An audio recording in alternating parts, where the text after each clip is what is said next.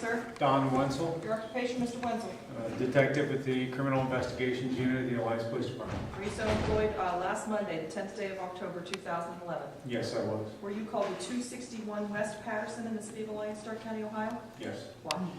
I was informed that the several patrol officers were responding to 261 West Patterson for a stabbing report. All right. About what time was this, sir? It was around 12:10, I believe, is when I responded. All right. What did you see when you got there? Upon arrival, Officer Bushy and Officer Hedlund had already arrived. Probably about 30 seconds before me. There was a male standing in the driveway holding a child. He was screaming and crying. And there was also another male that was handcuffed laying in the grass beside the residence.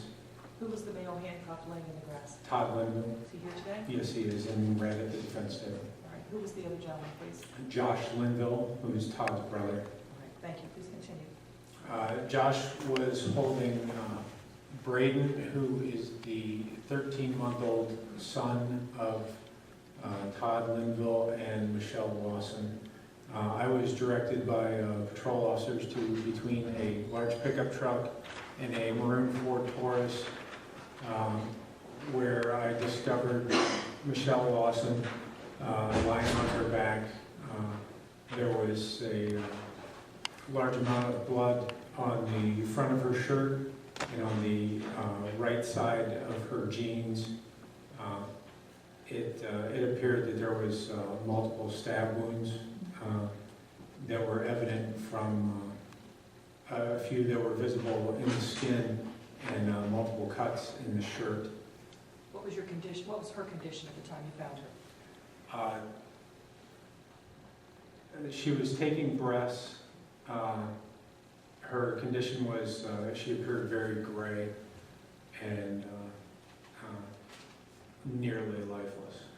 Were you able to speak with her? Was she able to communicate with you? No, not in any way. All right. What did you do next? I began photographing the scene. The fire department first responders arrived, and EMT service also arrived. As they were tending to Michelle Lawson, I continued photographing the scene. At some point, the EMTs and the first responders decided that any further attempts to save Michelle Lawson's life were futile. Rescue efforts were stopped. The crime scene was cordoned off. Officer Donnelly started a log of incoming and outgoing personnel. While we were checking the scene for evidence, I went and spoke to Mr. Linville, who at that time was seated in the back of a cruiser. Which Mr. Linville, please? Todd. All right. What was his physical appearance to you, please? He was dressed in a black t-shirt, blue jeans, and sneakers. He had what appeared to be blood on the inside and outside of his hands.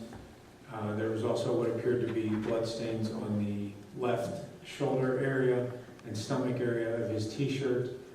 There was also larger blood stains on his pants, including the right thigh, right knee, right back pocket area, and then also several other stains on the left side, including his knee, shin, and thigh.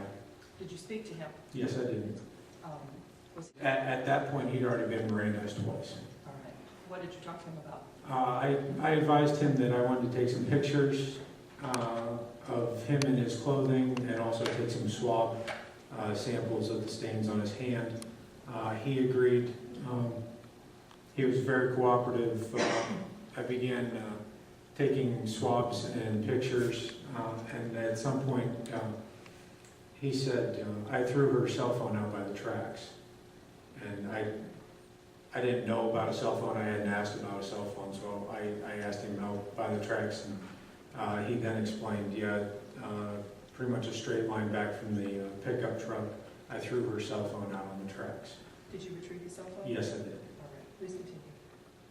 Recovered from. It was near the front right tire of the pickup truck that was parked at the scene. How far was it away from Michelle when you found it? Right about 3 feet, maybe 4 feet. What was its physical condition? There was what appeared to be some blood stains on it, on the handle lock area, also on the back of the knife, and also some on the blade. All right. Now, your conversation with Todd, he told you about going to get the knife. What did he tell you next?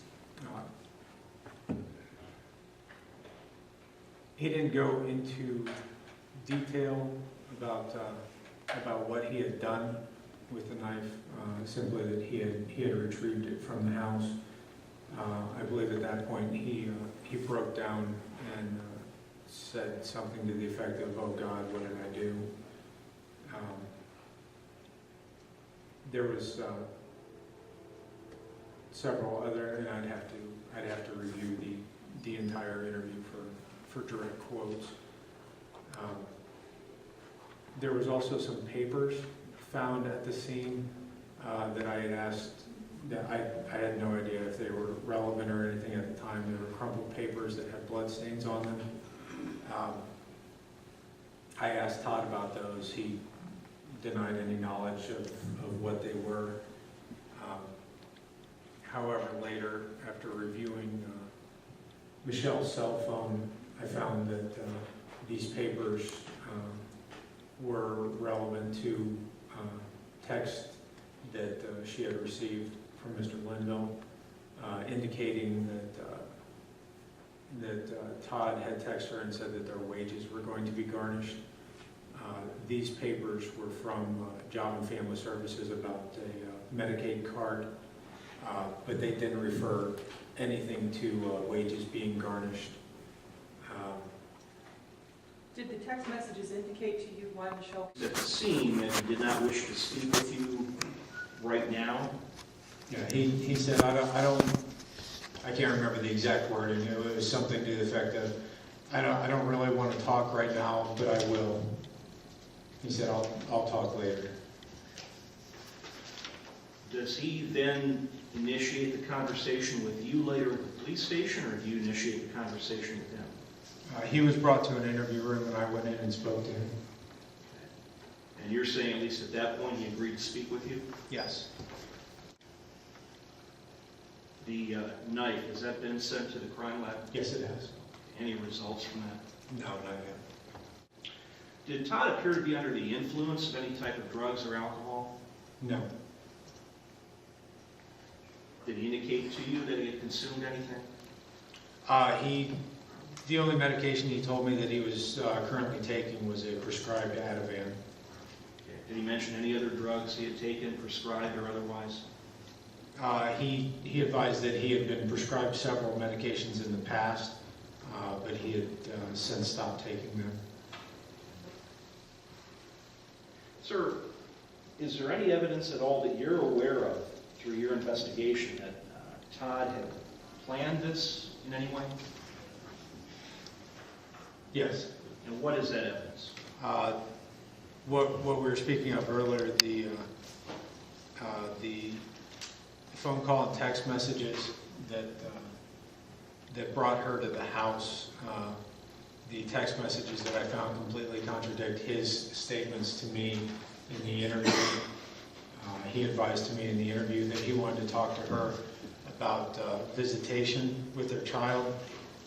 The text messages on Michelle's phone clearly show that he asked her to come over to the house to speak about their wages being garnished for some type of medical or Medicaid card. Also, during their conversation in the driveway, by Todd's own statements, he advised that he stopped this conversation, walked into the house to retrieve the knife, and then left the house to come back out to continue the conversation prior to stabbing Michelle.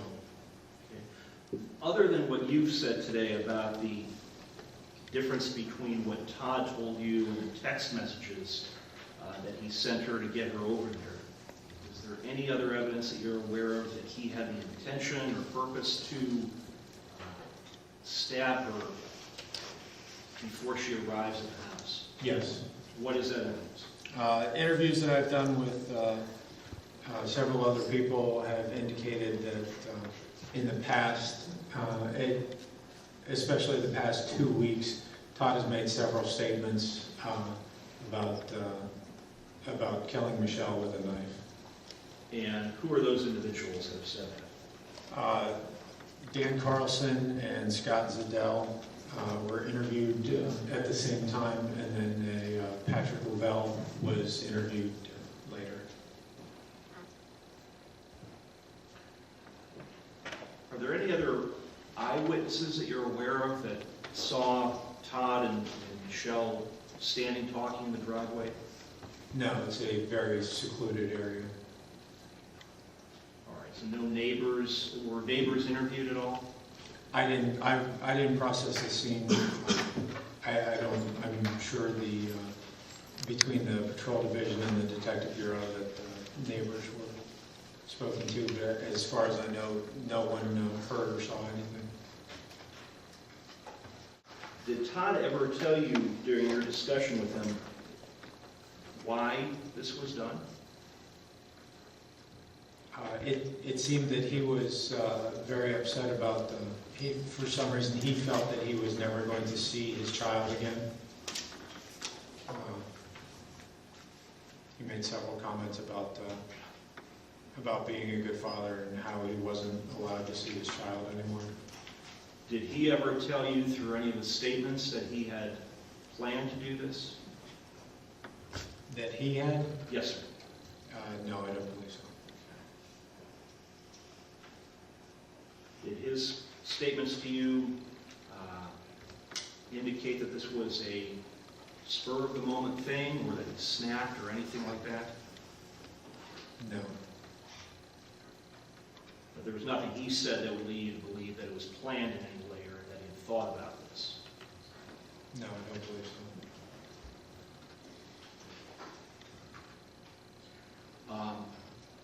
After that initial interview at the police station, did you have any further conversations with him? Yes, I did. And when did those take place? After the autopsy, I went to the Stark County Jail and obtained a DNA consent search for a DNA standard from Todd. Okay. Did you discuss the case at that point? No, I basically asked him how he was doing. And what statements did he make to you? He said he wasn't having a very good time in the Stark County Jail. Did he say anything at all about this investigation? Not in regards to the case. And did he give you his consent to obtain a DNA swab? Yes, he did. And those forms were the consent search for the residents and also the consent search for the DNA were logged into evidence. Have you attempted to obtain any other text messages that may have been sent between the parties? I have photographs of those from Michelle's phone. All right. Any other text messages that appear to be relevant at all to the investigation? From Other than what you testified to? there's text messages between Todd and there's also text messages between another female, also referring to the wage garnishment, and that Michelle was going to go over to read this letter. All right. Thank you, sir. I have nothing further at this time.